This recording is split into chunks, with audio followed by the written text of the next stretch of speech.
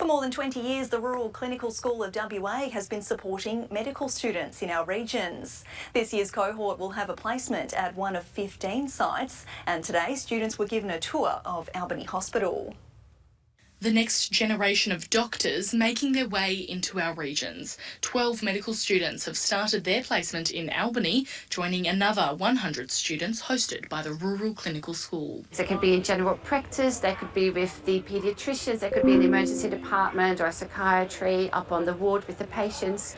It's a very varied program, and that's one of the things that students love coming to Albany because they get to see all of it. Today, students from Curtin, Notre Dame and the University of WA toured Albany Health Campus. They'll also work out of Headspace and local GP practices. So I was originally from the country, but getting a placement that's longer than a couple of weeks, you actually do get to know people genuinely. You're able to get involved in sports. I had my first scratch match of footy last night. These medical students are in their second last year of studies. They say regional placements expose them to a range of medical conditions. You don't know what's going to walk in on the day, and you definitely have to rely on your colleagues as well because you don't have all those specialties. It's really great to develop a bigger scope of practice and just to get more skills as well.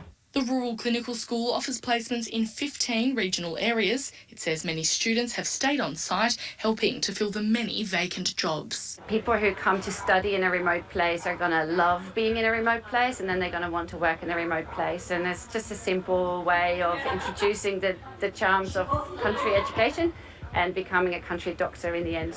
Grace Armstrong, 7 News. A community